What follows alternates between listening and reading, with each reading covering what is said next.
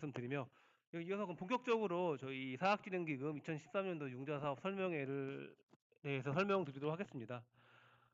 일단 그 첫 번째로 제도 개선 사항, 그다음에 2023년도 지원 계획, 세 번째로 질의응답 순으로 설명드리도록 하겠습니다.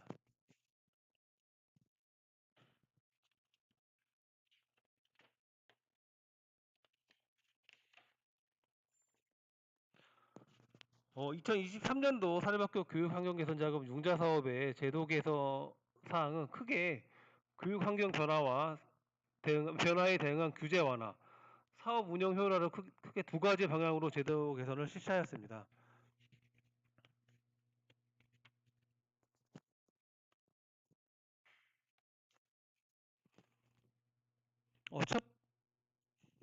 첫 번째 제도 개선 사항으로 물가 상승분을 반영한 융자 지원 한도액 상향입니다. 학교 담당자들로부터 의견 수렴 결과 최근 물가가 많이 상승함에 따라 뭐 콘크리트 비용 등 철근 등 공사에 소요되는 각종 기자재 그 비용이 늘어났기 때문에 융자 한도액 상향의 요구가 많았습니다.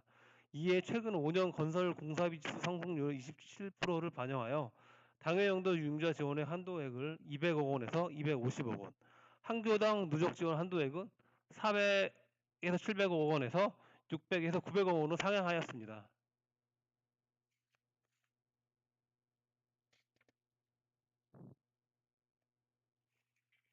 두 번째 제도 개선 사항으로 수익용 기본재산 확충 사업 신청 조건 완화 부분입니다.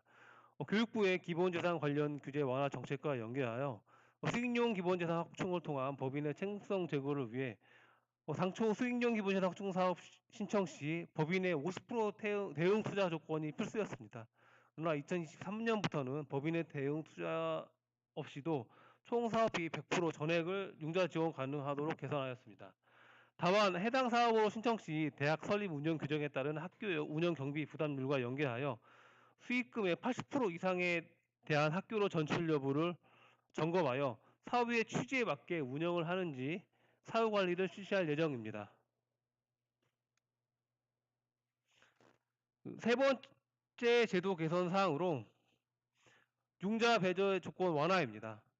기존에는 심사일 기준 최근 2년 재단 융자 사업 규정에서 정하는 학교의 장, 법인의 임원이 형사처벌 및 감사의 경우 중징계 처분, 또한 행정처분을 받았을 경우 최근 3년 융자금 목적의 경우와 최근 3년 융자금 목적의 사용을 하였을 경우 당연 배제 사항이었습니다.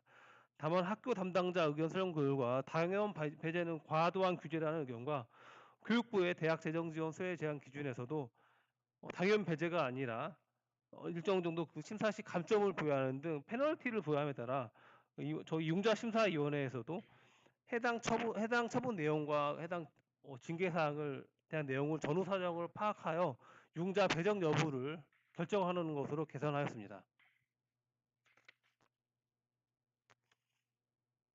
네 번째 제도 개선 사항으로 융자 제한 기준 완화 부분입니다. 저희 융자 제한 사항 중 건축 적립금 과다교에 대해 1,000억 원 이상은 적립금 사용액만큼 융자 지원, 500억 원 이상은 총 사업비의 70%만 지원하도록 되어 있습니다. 이중 건축 적립금의 기준을 당초 법인회계와 교비회계의 건축 적립금과 기타 적립금의 합산으로 산정하였으나 기타 적립금의 경우 2016년 12월 사립학교법 개정에 따라 특정 목적 적립금으로 변경되었고 특정 목적 적립금의 목적을 구체적으로 정하도록 이렇게 결정한 바 있어 건축이나 기자재 구입 시 특정 목적 적립금을 사용할 수 없음에 따라 적립금 과다 보유 산정 시 특정 목적 적립금은 제외한 건축 적립금만 산정하도록 하여 적립금의 기준을 변경하였습니다.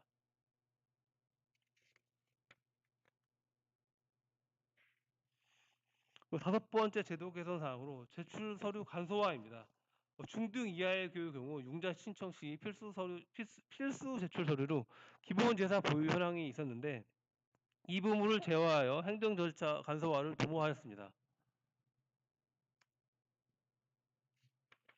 그 다음으로 이제 사업 운영 효율화 부분입니다. 사업 운영 효율화 부분에서 첫 번째 제도 개선 사항으로는 일단 사업 구분 명칭 개선입니다. 기존에는 사립학교 교육 환경 개선 자금 융자 사업에 크게 두 가지 사업으로 나눠져 있었습니다. 교육 환경 양적 개선 사업과 교육 환경 질적 개선 사업, 이 두 가지 사업으로 구분을 하였는데요. 근데 이 명칭이 융자 지원하는 세부 사업과 연관성과 직관성이 낮다는 저희 재단 이사회의 지적에 따라 학교 시설 및 기타재 확충 등 교육 환경 인프라 구축 사업으로 구성된 사업은 교육 여건 개선 사업, 그다음에 사립대학 구조 개선, 수익용 기본재산 확충 사업, 대환대출 등과 같이 재정 여건을 개선한 부분은 재정 여건 개선 사업으로 구분하도록 개선하였습니다.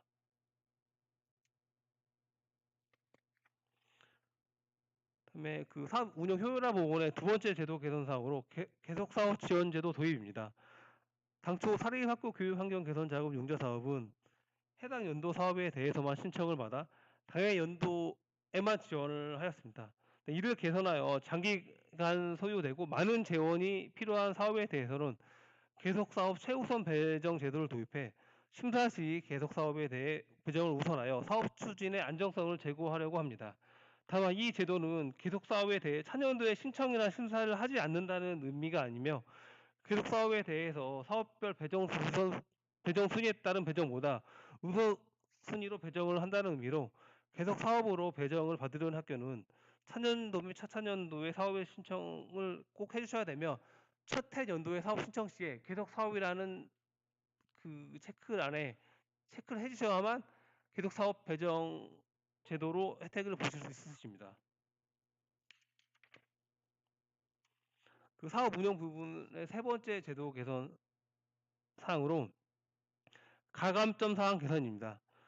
정부의 반도체 등 첨단 분야 인재 양성 정책과 연계하여 반도체 관련 사업 신청 시 가산점 25점을 부여하도록 개선하였으며 또한 감점 부분에서는 저희가 2차 행정 처분계에 대해서도 기존에는 융자 배제였지만은 융자 심사위원회에서 심의를 거쳐 배정을 할 수 있도록 개선함에 따라 심사 형평성을 위해 1차 처분에는 감점 50점, 2차 행정 처분계에는 75점의 감점을 부여하도록 하였습니다.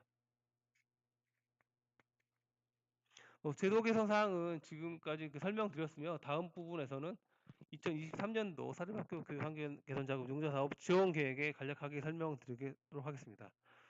2023년도 예산은 885억으로 이중 교육 여건 개선 사업의 70%, 재정 여건 개선 사업의 30%를 정기 배정하도록 원칙을 마련하였습니다. 다만 교육 여건 개선 사업의 수요가 적거나 배정된 금액이 70%에 미달할 시에 융자 심사위원회에서 재정 여건 개선 사업에 우로 배정하는 등 융자 수요에 따라 배정 지원 비율이 변동이 가능하다는 것을 말씀드리며 또한 정기 배정규의 배정 포기를 감안하여 885억 원에서 30%인 266억 원 수준에서 예비 배정을 실시하도록 하겠습니다. 예비 배정 이후에도 예산이 남는 경우에는 2023년 중에 추가 배정 신청을 받아 심사를 거쳐 추가 배정을 실시하도록 하겠습니다. 지원 대상은 사립학교법 제2조 및 평생교육법 제33조에 따른 학교법인 또는 법인이 설치 경영하는 사립학교, 그리고 평생교육법 제31조에 따라 법인이 설치 경영하는 학력인재학교 형태의 평생교육시설입니다. 배정 우선순위는 보시는 표와 같이 사업 구분별로 되어 있으며 교육여건 개선 사업은 미래환경 개선 지원 사업이 1순위, 교육환경 안전 강화 지원 사업 2순위, 교육지원사업 3순위, 교육특화 지원사업이 4순위이며 재정여건 개선 사업은 사립대학 구조 개선 사업이 1순위, 학교법인 수익용 기본재산 확충 사업이 2순위, 운영비 지원 사업이 3순위, 대환대출 사업이 4순위입니다. 융자 신청은 학교가 해당 사업의 사업비 내에서 희망하는 금액을 제한 없이 신청 가능하며 지원 한도는 누적 지원금과 당해 연도 지원의 한도액 중 자금 금액이 한도액입니다. 누적 지원금은 학교와 학교 법인의 기본재산 규모별로 상한액이 900억 원에서 600억 원으로 차등되어 있으며 보시는 표와 같이 기본재산 규모의 상위 25%는 900억 원, 상위 50%는 800억 원, 상위 75%는 700억 원, 상위 75% 같은 경우는 600억 원으로 정해져 있습니다. 이자율은 분기별 변동금리로 22년 4분기 기준으로 연 2.56%입니다. 연체 이자율은 12%이며 상환 기간은 10년 범위 내에서 신청하는 학교에서 자율 선택을 하는 것이며 거치 기간은 최대 5년 이내로 하셔야 됩니다. 예를 들면 5년 거치 5년 상환, 3년 거치 7년 상환 같이 학교에서 재정 상황을 고려하여 자유롭게 설정하시면 됩니다. 또한 학교에서 여유가 되셔서 중도 상환할 경우에는 중도 상환 수수료는 별도로 없습니다. 다만 여기에서 명시된 융자 한도액, 상환 기간 및 거치 기간, 이자율과 영체 이자율 등의 융자 조건은 교육부 장관 승인 결과에 따라 변경될 수 있음을 유의하여 주시기 바랍니다. 심사는 외부 전문가로 구성된 융자 심사위원회에서 심사 기준에 따라 실시하며 지원 사업별로 심사 지표는 구분되어 있습니다. 총 1개에서 2개 영역에서 6개에서 14개 항목 총 350점 또는 500점 만점으로 평가하며 여기서 상환 능력 평가 350점 중 130점 미만 그리고 심사 점수 1500점 중 200점 미만 시 꽈랑으로 융자 배제가 됩니다. 또한 상환 능력 평가 350점 중 130점 이상 190점 미만일 경우 담보조건부 융자 대상으로 융자심사위원회에서 선정하며 차입금 의존율 정도에 따라 담보조건부 융자 대상으로 선정합니다. 부속병원의 경우 법인회계 및 법인회계 합산 차입금 의존율 100% 이상 시 담보조건부 융자 대상으로 선정하며 학교 부속병원 외 융자 지원의 경우 법인회계 및 교비회계 합산 차입금 의존율 50% 이상 시 담보조건부 융자 대상으로 선정합니다.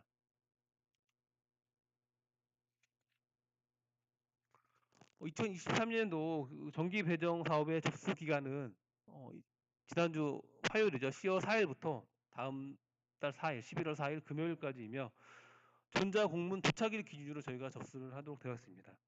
제출 서류는 위에 7가지 서류이며 지금 파란색으로 표시된 날인이 필요한 그 서류의 경우는 꼭 전자공문에 붙인 파일로 첨부하셔야 하며 그 외에 2번, 3번, 4번, 6번 서류의 경우 코스퍼 융자 시스템을 통해 신청해 주시면 됩니다. 향후 일정으로 11월 4일까지 저희가 2023년도 정기 신청의 접수를 받고 11월 말부터 12월 초까지 저희 재단의 융자 심사위원회 심사를 거쳐 12월 중에 재단 이사회 심의 의결을 거쳐 12월 말에 배정 통지를 할 예정입니다. 다만 상기 일정은 변동될 수 있음을 알려드립니다. 다음으로 저희가 설명회 신청 접수 시에 받았던 질의응답에 대해서 해당 너무 자세한 사항 말고 좀 공통적으로 알아야 될 질의사항에 대해서 답변 드리도록 하겠습니다. 첫 번째로 2023년 1월에 융자금을 받고자 하면 언제까지 신청해야 하나라는 질의가 있었습니다. 이 부분에 대해서는 1월뿐만 아니라 내년 1월에서 12월 내에 융자금을 받고자 하는 학교는 근본 2023년 정기 신청에 꼭 신청을 해주셔야 합니다. 두 번째로 그 상한 능력 평가 방법 및 기준 등을 상세히 알고 싶다는 질의가 있었습니다. 상한 능력 평가 방법은 그 회계별로 상이합니다. 법인에게, 부속병원에게, 교비회계의 그 상환 재원별로 상이하기 때문에 신청 안내 공문에 첨부한 2023년도 융자 사업 안내서 파일 78페이지부터 각 사업별 상환 능력 평가 방법이 나와 있으며 각 지표는 상환 회계별에 따라 다르게 평가하고 있으며 이 부분은 절대 평가가 아니라 상대 평가임을 아셔야 할 것 같습니다. 그 세 번째 질의사항으로 이 부분은 좀 많은 학교에서 질의가 있었는데요. 운영비 융자를 받는 경우 사용 가능 항목 및 범위, 가능 금액 등에 관한 사항에 대해서 질의가 있었습니다. 운영비 사용 가능 항목 범위에 대해서는 운영비에 대한 정의가 되게 광범위하고 특정 운영비를 한정 짓기 어렵기 때문에 저희 재단 융자 사업 같은 경우에는 교육부에서 운영비 관련 기체 허가를 해주는 모든 항목에 대해서 저희 재단 융자가 가능하도록 되어 있습니다. 따라서 융자 가능 범위는 교육부에 문의하셔서 어디까지 그 운영비에 대한 기체가 가능한지 먼저 파악하신 후에 저희 재단에 융자 신청을 해주시면 될 것 같고요. 네, 가능 금액은 다른 사업과 동일하게 당해연한 최대 250억 원까지 가능합니다. 그 네 번째 질의사항으로 이자 납부 시기, 중도 상환 수수료, 계약 체결된 사업의 정의를 문의하셨는데요. 원금과 이자 납부는 분기별 납부로 1년에 총 4번을 납부해야 합니다. 4월에 융자금을 지급하셨다면 6월에 원금과 이자를 납부하셔야 하며, 만약에 거치 기간을 설정하셨다면 이자만 납부하셔야 됩니다. 그래서 중간에 이자 납부 기간 외에도 중간에 융자를 받으셨다면 일하계산하여 이자와 원금을 납부를 하셔야 된다는 말씀드리며, 그다음에 계약 체결된 사업의 정의는 안내 공문의 첨부 파일 안내서의 16페이지에 나와 있습니다. 시설공사는 시공계약 체결, 기자재는 시스템 구축 계약 또는 물품 구매 계약 체결, 교지 매입은 매매 계약 체결, 대환 대출은 대출 약정서 체결을 의미하고 있습니다. 그리고 다섯 번째 질의사항으로 통합정보 시스템, 경영정보 시스템 IT 통합 등을 구축하려고 하는데 세부 사업별로 신청해야 하는지에 대한 문의를 주셨습니다. 만약에 통합정보 시스템을 구축을 위해 업체와의 계약을 개별적으로 체결한 경우 사업별로 신청하고, 만약에 이 해당 시스템을 하나의 계약으로 체결할 경우 하나의 사업으로 신청해 주시면 될 것 같고, 교육 지원 사업으로 신청해 주시면 될 것 같습니다. 첫 번째로 민간 투자 사업 BTO 사업으로 건립한 기숙사를 조기 청산하면서 발생한 기체를 상환 중이며 이에 대환 대출이 가능한지 여부를 문의하셨는데요. 만약에 그 중간에 민간 BTO 방식을 학교가 인수했다고 하면 기체를 학교가 승계받아 상환 그 차입금에 대한 상환 주체가 대학이면 저희 그 사립학교 교육환경 개선자금 융자 사업의 대환 대출 사업으로 신청이 가능하나, 만약에 그 SPC일 경우에는 저희 사립학교 교육환경 개선자금 융자 사업으로는 신청이 불가합니다. 다만 해당 사업은 행복기숙사 지원 사업으로 대환이 가능함에 따라 이 부분 참고하시면 될 것 같습니다. 그다음에 일곱 번째로 교육부에서 승인한 코로나19 관련 부속병원 긴급 운영자금 기체의 주 사용 목적이 부속병원 운영비인데 23년 융자 사업에서는 이 운영비까지 대환대출 사업의 대상으로 인정해 주는 여부를 문의하셨는데요. 이 부분은 저희가 그 세부 사업 구분을 보시면 아시겠지만 운영비 지원 사업으로 해서 법인 운영비, 학교 운영비, 그다음에 부속병원 운영비도 지원하고 대환대출도 해당 부분도 지원 가능하다고 명시하였기 때문에 부속병원 운영비에 대한 대환도 외부 은행 기체도 저희가 대환이 가능합니다. 그리고 여덟 번째로 2023년 융자 사업 예산이 전년보다 축소된 금액인데 증액될 여지가 있는지 문의하셨는데요. 지금 2023년도 저희 사립학교 교육환경 개선 융자 사업 예산은 885억 원으로 추후 예산이 증액될 여지는 거의 없어 보입니다. 다만 2023년 예산 신청 시 만약에 2023년에 수요가 많다고 가정하고 전액 자금이 집행된다면은 이에 대한 근거로 삼아 2023년 예산 신청 시에는 보다 많은 880억보다 많은 1,000억 원 이상의 저희가 예산을 확보하도록 노력하도록 하겠습니다. 아홉 번째 질의사항으로 이제 설계가 60% 정도 완료되어 공사 계약점인데 융자 사업 배정이 상관없는지라고 문의하셨습니다. 정기 배정 사업에는 설계의 진행 정도와 시공 계약 체결의 진행 정도와 상관없이 무허가 배정이 가능합니다. 다만 정기 배정 통지 이후에 2023년 중에 사업 추진이 미진, 예를 들면 공사 개혁이 연기된다거나 건축허가 등이 지연된다거나 할 경우에 이로 인해서 2023년에 저희 배정받은 자금이 집행이 어려울 경우에 배정 효력 상실될 수 있음을 알려드리며, 설계 진행 여부와는 관계없이 정기 배정에는 배정될 수 있음을 알려드립니다.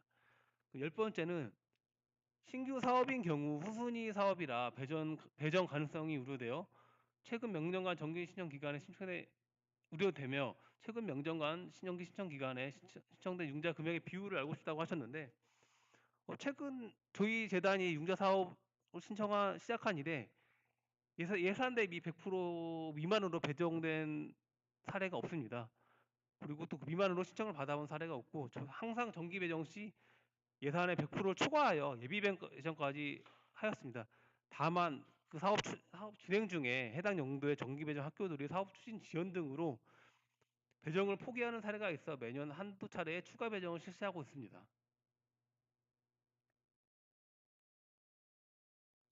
그 마지막 질의사항으로 총 사업비 내에서 매년 한도액을 신청한다면 신청서는 매년 제출하는 지요라는 질의가 있었습니다.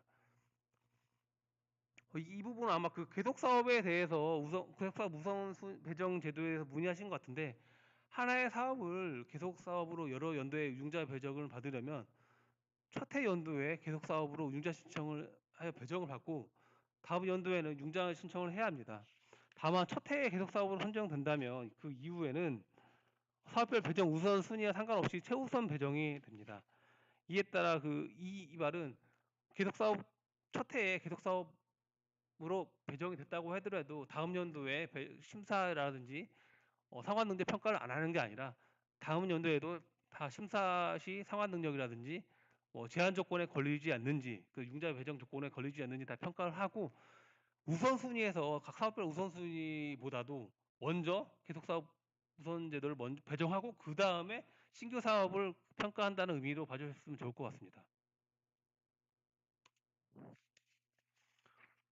네, 이상으로 저희 이제 2023년도 사립학교 교육 환경 개선 자금 융자 사업 설명회를 내에서 마치도록 하며, 질의응답은 유튜브 라이브 설명회 특성상 사전에 질의를 받아 진행하였음을 말씀드리며, 이외 궁금한 사항은 다음에 연락처로 전화 주시면은 상세히 설명드리도록 하겠습니다.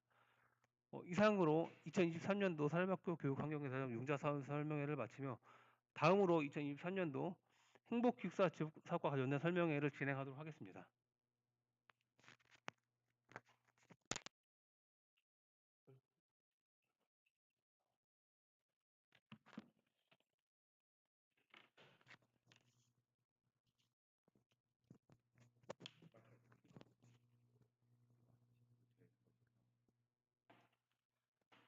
네, 안녕하세요. 행복기숙사 사업부장 김재명입니다.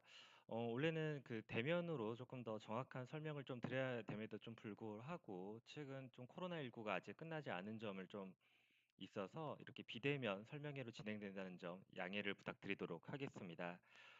융자 사업에 이어서 행복기숙사 지원 사업에 대한 사업 계획을 설명드리도록 하겠습니다. 우선적으로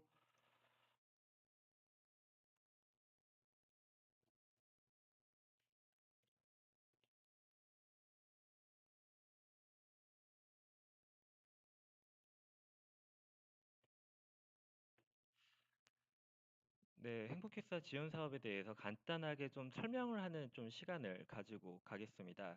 저희 행복기숙사 지원 사업 같은 경우는 최근 부동산 가격의 급등과 어떻게 보면 학교 교육 강정력 강화를 위해서 학교에 기숙사를 지원해 주는 사업이라고 보시면 될 것 같습니다. 그래서 가장 추진 취지로는 사학 기간의 교육 경쟁력 강화와 부동산 가격의 급격한 상승에 따른 학생 주거 부담 완화가 주 목적입니다.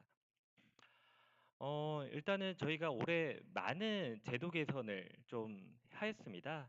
행복기숙사 지원 사업 좀 추진 경과에 대해서 좀 간단하게 설명을 좀 드리고 진행을 하도록 하겠습니다. 저희가 그 최초에는 07년도 사학기간 민자 기숙사 활성화를 위해서 에두 21 BTO, BTL 사업으로 시작을 해가지고 최초에는 총 사업비의 30%까지 시드머니를 지원하는 역할로 시작을 해서 아무래도 민자 기숙사가 아무래도 높은 기숙사비로 인하여 학생들의 부담이 계속 늘어나는 추이였기 때문에 12년도부터는 저희가 사업 기간을 30년으로 확대하고 총 사업비에 대해서 90 내지 100%까지 지원을 함으로써 사업의 공공성을 좀 확보하는 사학시설 민자 사업으로 좀 전환을 하였습니다. 저희가 14년도부터는 정책 자금이 주택도시기금을 활용해서 행복 브랜드를 좀 만들어서 지금의 행복기숙사 지원 사업을 안착시켜서 현재까지 운영을 해오고 있습니다. 아마 참석하신 여러분들이 아시다시피 2000년도에는 이제 코로나19로 인해서 조금 많은 좀 위협이 좀 있었습니다. 아시다시피 그 대면 수업 방식에서 비대면 수업 방식으로 많이 전환이 됐고 그로 인해서 기숙사 운영이 안 되는 그러한 문제점이 발생을 하였습니다. 하지만 최근에는 코로나19에 대한 부분들이 어느 정도 해소가 됨으로써 비대면 방식에서 대면 방식으로 많이 수업 방식이 좀 전환되었고 저희가 2021년, 2022년도 행복기숙사 지원 사업을 추진함에 있어서 많은 고민을 통해 가지고 저희가 조금 개선할 점을 좀 찾았다라는 거를 좀 이해해 주시면 감사하겠습니다. 2023년 행복길사 지원 사업의 제도 개선 사항은 총 4가지라고 저희가 좀 볼 수 있습니다. 일단은 사업 모델의 다양한 부분입니다. 윤석열 정부에서는 그 공공의 주도보다는 민간 주도의 사업 방식을 조금 민간에 조금 더 그 역할을 주는 방식으로 많이 정책 구조를 만들고 있습니다. 현재 저희가 특수목적법인은 저희 재단이 조금 주도적으로 추진하는 방식이다 보니까 저희가 조금 새로운 사업 방식을 도입을 해가지고 사업 모델을 좀 다양화했습니다. 두 번째로는 아마 좀 신규 사업 수요 확보와 안정적인 사업 영위를 위해서 총사업비 지원비를 좀 확대한 부분. 세 번째로는 조금 기금 저희가 이제 빌려주는 용자를 지원해주는 입장이다 보니까 기금의 리스크를 좀 강화할 필요성이 있었습니다. 그래서 융자 배제 기준이라든지 물적 답본 조건이 조금 신설된 점, 그리고 기존에 이제 운영하고 있는 행복기사를 운영하고 있는 학교의 가장 불만이었던 MRG 제도를 조금 손보는 부분을 저희가 좀 제도 개선을 해서 사업 운영의 효율성을 좀 강화를 하였습니다. 세부적인 내용들은 뒤에 제도 개선 내용에서 설명을 좀 드리도록 하겠습니다. 첫 번째입니다. 일단은 그 융자 지원 대상을 확대로 사업 모델을 좀 다양화하였습니다. 앞서 제가 설명드렸다시피 신정부에서는 공공 주도보다는 민간 주도 방식에 많은 초점을 맞추고 있습니다. 그러다 보니까 저희도 저희 재단이 직접 대표이사가 돼서 추진하는 이러한 방식보다는 학교가 직영 기숙사처럼 운영할 수 있도록 저희가 지원 대상을 확대하는 필요성이 좀 더 높아졌고, 두 번째로는 세제 혜택이 점점 일몰이 돼 가고 있습니다. 원래 당초에 행복기숙사 지원 사업은 민간 투자 사업 방식을 활용한 사업 방식을 따르고 있다 보니까 학교와 재단 사이에는 특수 목적 법인을 저희가 두고 있었습니다. 근데 이 특수 목적 법인이 둠으로써 이제 자금의 투명성과 자금 재무 흐름의 독립성을 갖출 수는 있었지만 아무래도 다양한 사립대학이 얻을 수 있는 다양한 세제 혜택에서는 혜택을 받지 못하고 있었고, 저희가 조세 특례법이라든지 지방세 특례법을 통해 가지고 많은 세제 혜택을 주려고 노력은 했지만 그 한계가 지금 현재 2025년까지 일몰이 좀 예정되다 보니까 아무래도 사립학교에 직접 용지하는 방식이 훨씬 학교 입장에서도 학생 입장에서도 좀 유리하다고 좀 판단을 하였습니다. 그리고 세 번째는 이제 고객 중심의 사업 추진 부분인데요. 아무래도 사립대학에 저희가 찾아가는 설명회를 많이 하다 보면은 사립대학에서 이 민간 투자 사업 방식에 대한 부분들에 대한 이해도가 많이 좀 낮았습니다. 실무진에서는 어느 정도 이해를 하더라도 의사결정을 하시게 되는 뭐 처장님이라든지 그리고 총장님, 이사장님께서는 이러한 사업 구조에 대한 이해도가 좀 많이 떨어지기 때문에 학교에서는 학교에 좀 직접 융자해주는 방식을 많이 요구를 했고, 그러한 고객들의 의견을 저희가 조금 충분히 수렴하기 위해서 올해 2023년도부터는 사학기간에 저희가 직접적으로 융자를 지원하는 사학기간 융자 방식을 신규로 좀 도입을 했습니다.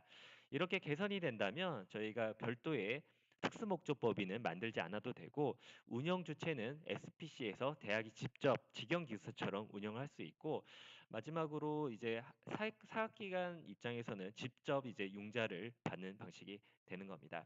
그리고 지금 현재 특수목적 방식으로 운영을 하고 있는 행복기숙사들이 많이 있습니다. 근데 이러한 기숙사들도 이러한 사학기간 융자 방식을 활용해서 그 기체 허가를 받으신 다음에 차주 전환을 통해 가지고 SPC에 가지고 있는 채무를 사립대학에서 받으신다면 이 제도를 이용할 수 있음을 다시 한번 설명을 좀 드리도록 하겠습니다. 두 번째 제도 개선 부분입니다. 총사업비 지원 범위 확대로 대학의 부담을 많이 좀 완화해 주려고 노력을 하였습니다. 아시다시피 아마 학교 현장에서는 많이 느끼셨을 겁니다.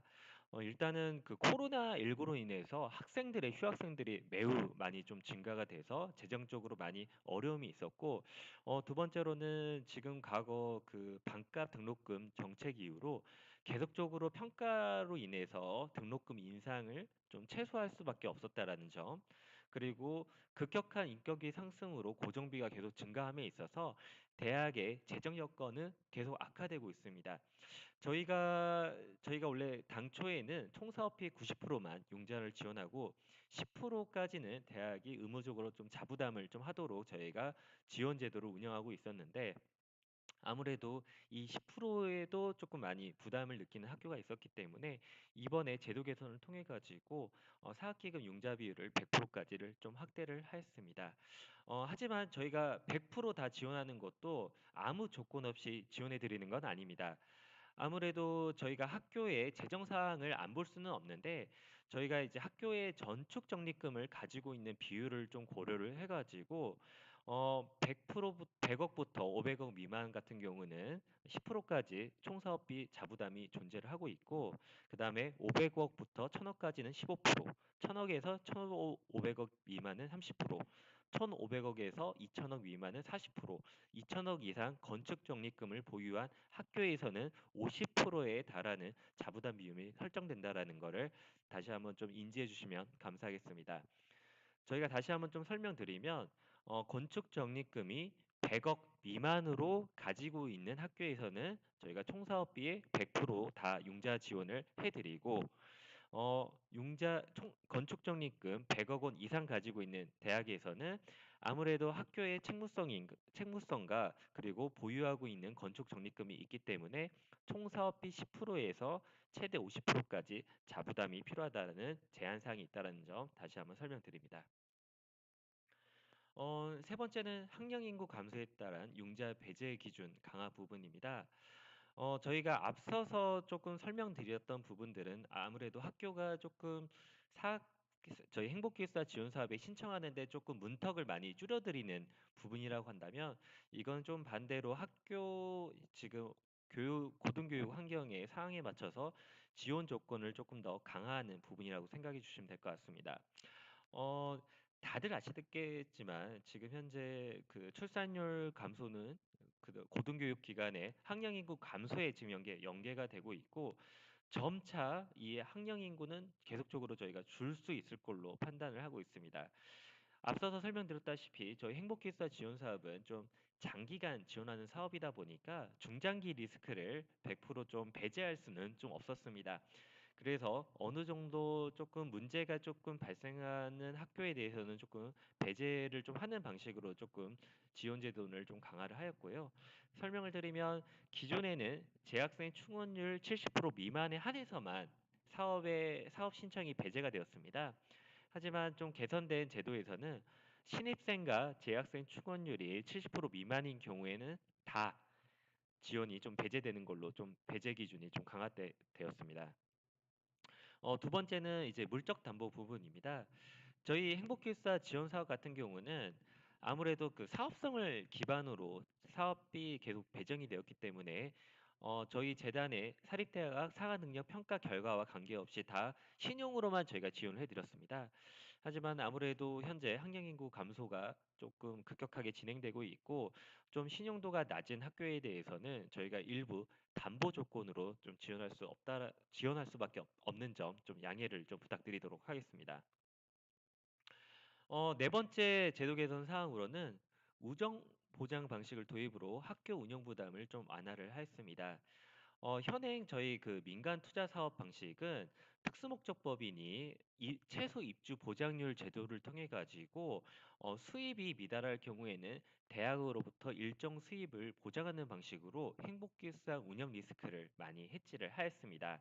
하지만 아시다시피 지금 2020년, 2021년도 행복기숙사가 이제 그 비대면 방식으로 수업이 진행되다 보니까 입출률이 많이 떨어졌고, 그로 인해서 학교에서 이제 특수목적법인으로 보장해야 될 수입이 너무 많이 늘어났습니다. 그러다 보니까 학교 입장에서는 좀 많이 불만이 좀 생겼던 부분이고, 이러한 점을 좀 개선하기 위해서 아까 저희가 설명드렸던 사학기간 융자 방식으로 지원을 받은 학교에 대해서는 운영자금 부족 시 교비로 지원하는 운영 보장 형태로 좀 전환을 해서 대학에서도 좀 해당 그 행복교사 사업을 도입하는데 좀 거부감을 좀 감소시키려고 노력을 하였습니다. 이 말은 행복교사의 융자를 받아서 직영 기숙사와 동일하게 운영을 하면 된다라고 생각해 주시면 될 것 같습니다. 이제 2023년도 행복기숙사 사업 지원 계획에 대해서 좀 설명을 좀 드리도록 하겠습니다. 사업 유형은 저희가 총 4가지 유형으로 구성이 되어 있습니다. 행복기숙사 사립, 행복기숙사 연합, 에듀21, 기숙사형 청년주택 모델입니다.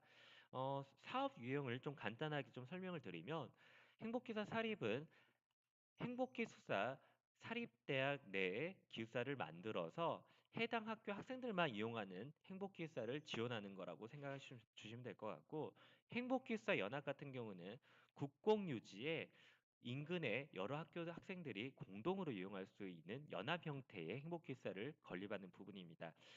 그리고 세 번째는 에듀21 기숙사인데, 당초에 저희가 설명드렸다시피 민자 기숙사가 지금 현재 많이 기숙사비가 높은데, 이 민간의 고금리 자금을 대안을 해줘서 실질적으로 기숙사비를 인하할 수 있도록 지원하는 제도입니다.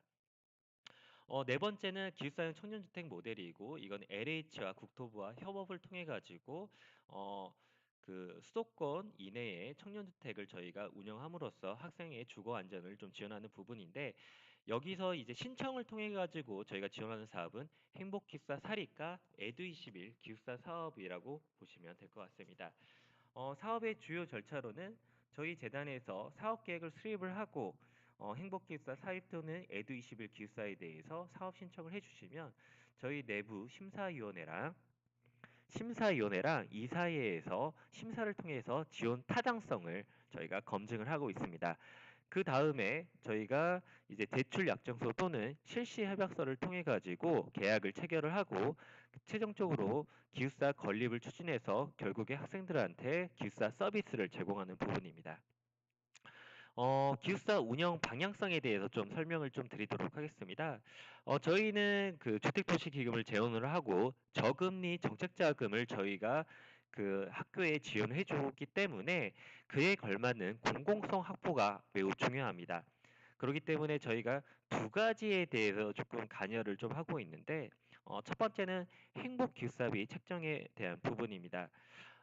저희가 이 행복기숙사 사업을 추진하는 가장 큰 취지는 기숙사비를 낮게 책정을 해서 학생들이 최대한 거주 부담이 없도록 하는 부분입니다. 그렇기 때문에 매년 학교는 기숙사비 책정 시 한국사학진흥재단과 협의를 해가지고 최소 기숙사비 인상률을 좀 책정할 수 있도록 저희가 협의를 좀 하고 있고, 두 번째는 사회 배려자에 대한 지원 부분입니다. 우선적으로 저희 행복회사 지원사업은 공공성을 최우선을 하고 있기 때문에 사회 배려자에 대해서 우선 선발과 정책 수용 인원 8% 이상에 대해서 기숙사비 장학금 지원이 필수적으로 조건으로 달려 있다는 점 좀 인지해 주시면 감사하겠습니다. 전체적으로 이제 제도 개선된 부분에 대해서 좀 설명을 다시 한번 좀 드리도록 하겠습니다. 저희가 행복기숙사 사립 모델은 총 두 가지 지원 방식을 가지고 있습니다. 제도 개선으로 저희가 만들어진 사학기간 직접 융자 방식과 기존의 민간 투자 사업 방식을 활용한 BTO 방식입니다. 사업 구조상 사학진흥기금이 사립대학에 직접적으로 융자를 지원하고 학교에서는 학생들한테 기숙사 서비스를 제공함으로써 기숙사비를 납부받아 저희 재단에 공공기금, 올리금을 상환하는 어떻게 보면은 심플한 구조이라고 보시면 될 것 같습니다. 두 번째는 민간 투자 사업 방식 부분인데요. 해당 부분은 사학진흥기금이 학교로 직접적으로 융자가 되는 게 아니라 특수목적 법인을 통해 가지고 융자가 되고, 이 특수목적 법인은 기숙사 건립의 시행자가 돼서 기숙사를 건립하고 건립된 기숙사를 사립대학에 기부 체납한 이후 운영권을 부여받아서 기숙사를 운영하고 있습니다. 기숙사를 운영하면서 만들어진 이제 그 자금을 바탕으로 이제 원리금을 상환하는 구조입니다. 해당 방식 같은 경우는 MRG라는 저희가 특수한 수입 보장 방식을 따르고 있고, 일정 수준 그 학생의 입실률이 오지 않을 경우에는 학교가 그 금액만큼을 운영비를 보존해주는 방식을 따르고 있습니다.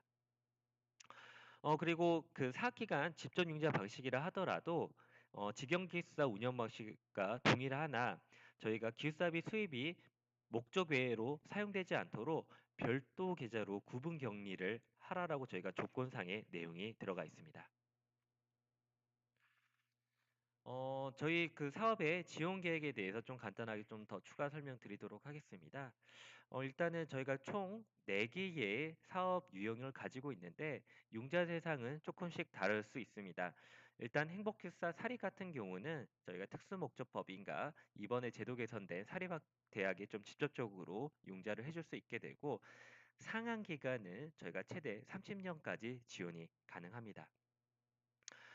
일단은 저희가 두 가지 재원을 활용해 가지고 행복기숙사 지원 사업에 대한 융자를 지원해 드리고 있는데 저희가 주택도시기금과 공공자금 관리기금을 재원을 활용하고 있습니다. 그런데 저희가 우선적으로 주택도시기금을 우선적으로 재원을 활용하기 때문에 저희가 최대 30년 동안 지원이 가능하고 3년 거치 27년 상한입니다.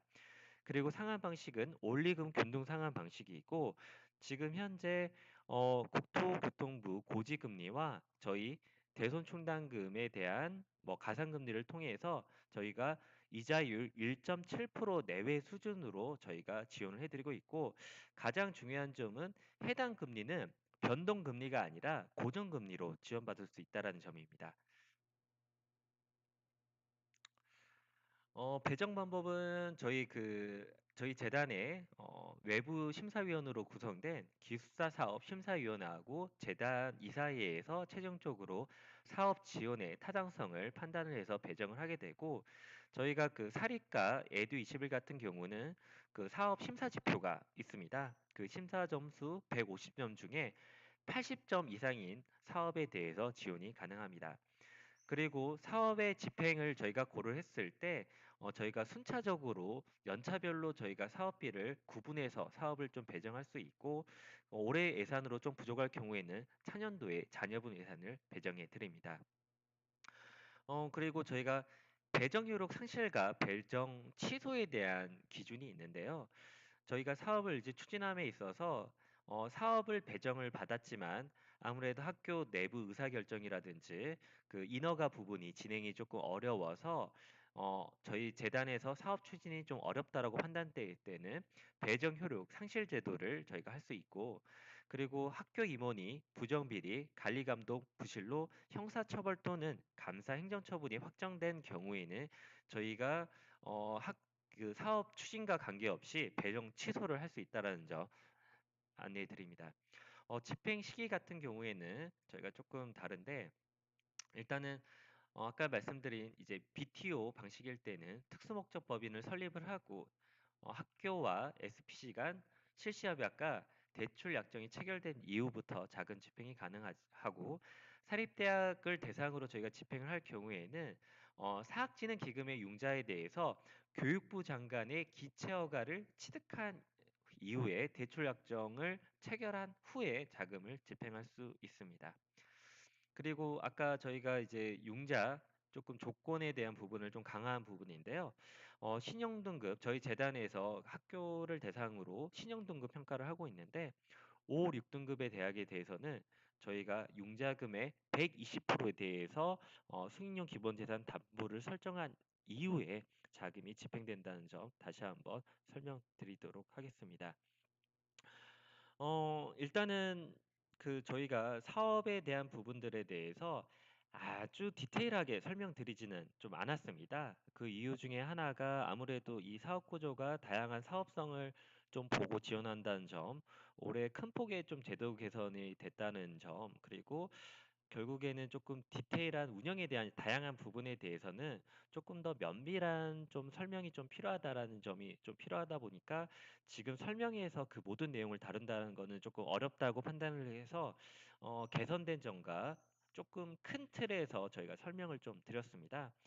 저희가 지금 현재 PT 자료로 저 연락처부터 저희 행복회사 사업부 전체에 대한 연락처를 좀 공유를 해드렸기 때문에 혹시나 기숙사 건립에 대해서 관심이 있으신 분들은 이 연락처로 연락을 해 주시면 저희가 자세한 사항들은 찾아가는 설명회를 통해 가지고 개별적으로 추가 설명을 좀 드릴 수 있도록 하겠습니다.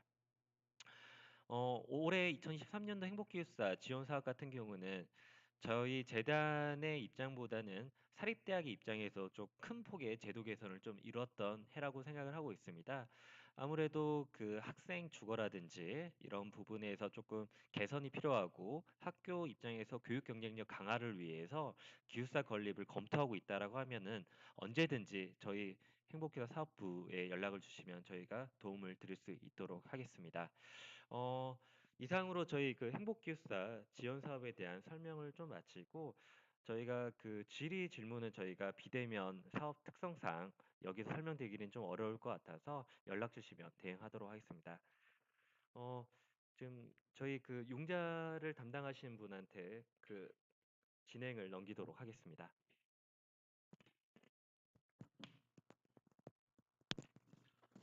네, 일단 그 진행상에 목소리가 작게 들린다는 많은 분들의 의견이 있었는데요. 이 점 죄송하다는 말씀을 드리고, 일단 저희 융자 사업 같은 경우에 신청 기숙사 같은 경우는 상시 신청 기간이라서 신청 기간이 별도로 정해져 있지 않지만은 사립학교 교육 환경 개선 융자 사업의 경우 이 다음 달 4일 11월 4일 금요일까지 꼭 신청을 해주셔야지 저희가 심사 및 배정을 할 수가 있습니다. 이 점 유의하셔서 신청이 의향이 있는 학교에서는 꼭 기간 내에 신청하여 주시기 바라며, 혹시 또 이 진행상에 또 안 들리는 부분이 있으시거나 또한 그 설명하는 과정에서 이해가 안 되시는 부분이 있으면은 그 저희 공문에 안내해 드린 바와 같이 각 사업 담당자에게 연락을 주시면 저희가 최대한 자세히 설명드리도록 하겠습니다. 일단 바쁘신 와중에 저희 설명회에 참석해 주셔서 감사의 말씀드리며, 어, 이상으로 저 2023년도 사학진흥기금 융자사업 설명회를 마치도록 하겠습니다. 네, 감사합니다.